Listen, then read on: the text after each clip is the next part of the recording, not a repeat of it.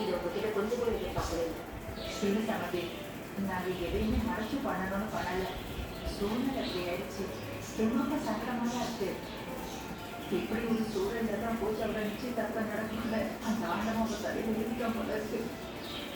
ஆமாங்க, வேணுவையும் செல்வியையும் விட்டு இவ்வளோ பெரிய காரியத்தை செய்யணும்னு எங்களுக்கு என்ன ஆசையா சொல்லுங்க.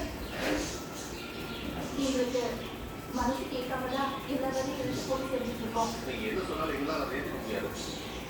மாப்பிள்ளை எல்லாருமே எனக்கு அவ்வளோ தூரம் பேசி நிச்சயதார்த்தம் நடக்கக்கூடாதுன்னு அவ்வளோ சொல்லியும் அதை மீறி என் பொண்ணு வந்து மாப்பிள்ளைக்கு அதை மறைச்சு நிச்சயதார்த்தத்தை பண்றீங்கன்னா அதுக்கு என்ன அர்த்தம்?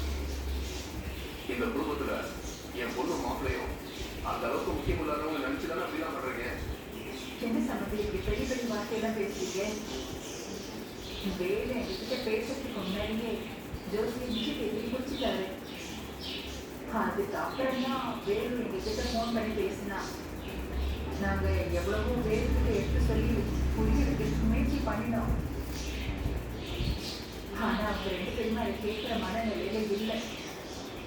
அதான் அவங்க வீட்டுக்கு வந்ததுக்கு அப்புறமா அவங்ககிட்ட பேசி புரிய வைக்கலான்னு, அதான் குறிச்ச நேரத்தில் நிச்சயதார்த்தத்தை முடிச்சலான்னு முடிவு பண்ணியிருக்கோம். ஆமாங்க, குறிச்ச தேதியில நிச்சயதார்த்தம் நடக்கலைன்னா அது ஏதோ அவசரம்னு உங்களுக்கே தெரியும். அப்புறம் எங்க வீட்டு பொண்ணு பூஜையோட வாழ்க்கை Cute baby. நிச்சயதார்த்தம் முடிச்ச தேதியில Cute நடக்கணும்னா baby.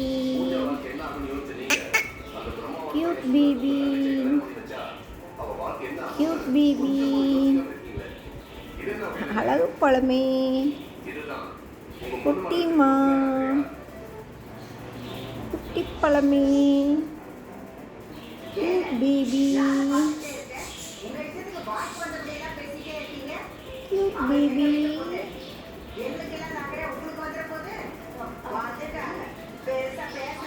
ஏமா, நீங்களும் ஒரு பொண்ணு பெற்றவங்க தானே.